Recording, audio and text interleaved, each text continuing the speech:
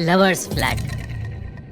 ये घटना दिल्ली में पढ़ने वाले अभिनव के साथ 2012 में घटी थी, जब वो 21 साल का था। अभिनव का दिल्ली यूनिवर्सिटी के हिंदू कॉलेज में एडमिशन हुआ था। दिल्ली आने के बाद कुछ दिन उसने अपने करीबी दोस्त राजीव के पीजी में गुजारे थे। राजीव अपने कॉलेज के दोस्तों के साथ रहता था। बहुत सारे लोग घर में होने की वजह से अभिनव को वहां पढ़ाई करने के लिए शांति नहीं मिलती थी, तो उसने अपने कैंपस के पास ही दिल्ली के विजयनगर में एक फ्लैट ले लिया था।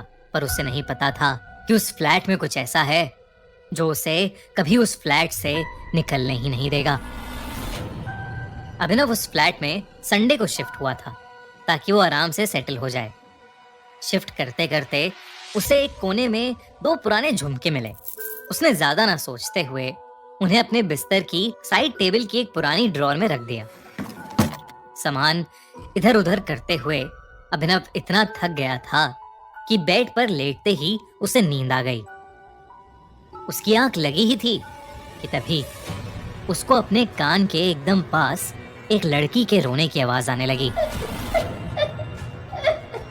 धीरे धीरे वो आवाज बढ़ने लगी और फिर अचानक बंद हो गई। तभी उसको घर के एक कोने से किसी के जोरों से चिल्लाने की आवाज आई और उसकी आंखें खुल गईं। और जो उसे अभी तक एक बुरा सपना लग रहा था, वो हकीकत में उसके साथ हो रहा था। उसने हिम्मत करके आसपास देखा तो वहां तो कोई नहीं था, पर वो रोने की आवाज अभी भी आ रही थी। अभिनव ने कमरे से बाहर निकलने की कोशिश की तो उसके कमरे का दरवाजा जाम हो चुका था। वो रोने की आवाज सारी रात अभिनव को सताती रही, लेकिन जैसे ही सुबह हुई वो आवाज बंद हो गई। अभिनव उसके बाद दरवाजे के पास गया तो वो दरवाजा अपने आप ठीक हो गया था। अभिनव ने पूरा घर छाना, लेकिन कहीं पर कुछ भी अनयूजुअल नहीं था। सब एकदम ठीक था, क्योंकि रात में अभिनव की नींद पूरी नहीं हुई थी, तो वो बाहर निकलकर सोफे पर ही जाकर सो गया। कुछ देर सोने के बाद जब वो उठा तो उसने अपने दोस्तों को फोन करके पिछली रात के बारे में बताया, पर सबने उसको यही कहा कि ये जरूर उसकी थकान का नतीजा है और कुछ नहीं। उसने अपने दोस्त राजीव को अपने पास बुलाने की कोशिश भी की, पर क्योंकि उसके एग्जाम्स चल रहे थे तो वो उस दिन नहीं आ पाया। अभिनव को भी सबसे बात करके यही लगा कि वो सब उसका वहम है, लेकिन फिर भी दिन भर पढ़ने के बाद उसने डिसाइड किया कि वो उस रात अपने बेडरूम में नहीं बल्कि बाहर लिविंग रूम के सोफे पर ही सोएगा। पढ़ने के बाद सोफे पर लेटते ही उसे नींद आ गई। कई घंटे बीत गए पर कुछ नहीं हुआ। तभी अचानक से अभिनव को वही रोने की आवाज सुनाई दी और उसको ऐसा महसूस होने लगा जैसे कोई उसको खींच रहा है। लेकिन जैसे ही अभिनव की नींद टूटी और आंखें खुली तो उसने देखा कि वहां कोई नहीं था। उसे लगा ये फिर से उसका वहम है और वो सब कुछ इग्नोर करके फिर से सोने चला गया। कुछ ही देर में दोबारा उसकी आंख लग गई, लेकिन थोड़ी देर में उसे वही रोने की आवाज सताने लगी और इस बार वो एक अजीब सी घुटन महसूस करने लगा। सारी रात उसके साथ यही होता रहा।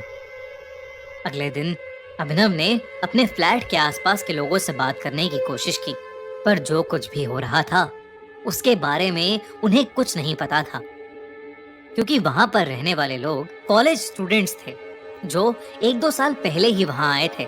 उसने परेशान होकर जब फ्लैट ओनर को कॉल किया तो उसका भी फोन नहीं लग रहा था। अभिनव ने सबकी सलाह मानकर एक साइकियाट्रिस्ट को कंसल्ट किया, जिसने उसके अलग अलग टेस्ट किए, पर उसे कुछ नहीं मिला। उस साइकियाट्रिस्ट ने अभिनव को समझाया कि कभी कभार भारी थकान और स्ट्रेस से ये सब हो जाता है और उसे कुछ स्लीपिंग पिल्स दे दी। स्लीपिंग पिल्स लेकर अभिनव सो तो जाता था, पर रखने के बाद भी एक बिल्डिंग के टेरेस से छलांग लगा लेती थी। ऐसे सपनों से अभिनव की तबीयत दिन ब दिन बिगड़ती ही जा रही थी। उसके दोस्त भी बीच में उसके साथ रहने आए, पर उन्हें कुछ महसूस नहीं होता था, जबकि अभिनव को वही सपने हर रात आते थे। एक दिन अभिनव कॉलेज से आया और जोर जोर से रोने लगा। क्योंकि वो सारे इंटरनल्स में फेल हो गया था और उसके एग्जाम्स पास ही थे।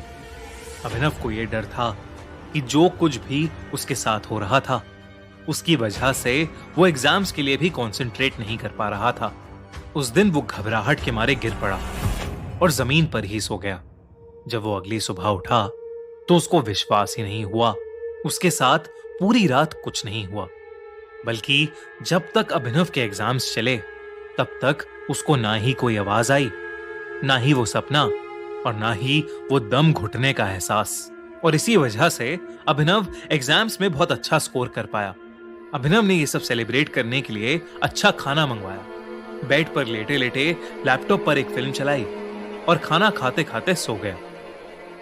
लेकिन उस रात फिर से उसे वही रोने की आवाज वापस आई और जब अभिनव ने ध्यान से सुना तो इस बार आवाज रोने की नहीं बल्कि हंसने की थी।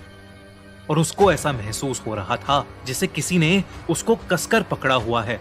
उसने डर के मारे आंखें खोली तो उसने देखा कि उसकी छाती पर एक लड़की का हाथ था जिसका शरीर सड़ा हुआ था और वो उसके बगल में लेटकर उसको जोर से पकड़े हुई थी और मुस्कुरा रही थी। और वो लड़की और कोई नहीं बल्कि वही लड़की थी जो उसके सपने में हर रात आती थी और एक बिल्डिंग के टेरेस से छलांग लगाती थी। अभिनव ने खुद को वहां से निकालने की कोशिश की और उसके लाख दम लगाने पर भी वो हाथ उसके ऊपर से नहीं हिल रहा था। घबराहट में अभिनव की आवाज भी नहीं निकल रही थी। अभिनव ने अपना सारा दम लगाया और वो किसी तरह उस बेड से उठा। वो घर से बाहर जाने के लिए भागा पर घर का मेन डोर खुल ही नहीं रहा था। तभी वो हंसी की आवाज रोने की आवाज में बदल गई। वो लड़की अभिनव के पीछे पीछे जब कमरे से बाहर आई तो अभिनव जैसे तैसे करके डाइनिंग टेबल के नीचे छुप गया। उसने जल्दी से अपने दोस्त राजीव को फोन किया। उसने राजीव को पूरी बात बताई और उसे फौरन उसके फ्लैट आने को कहा। अभिनव भगवान का नाम लेते हुए बस यही प्रार्थना कर रहा था कि वो किसी तरह बच जाए। लेकिन तभी वो लड़की डाइनिंग टेबल से उल्टी लटकी हुई अभिनव की आंखों के सामने आ गई।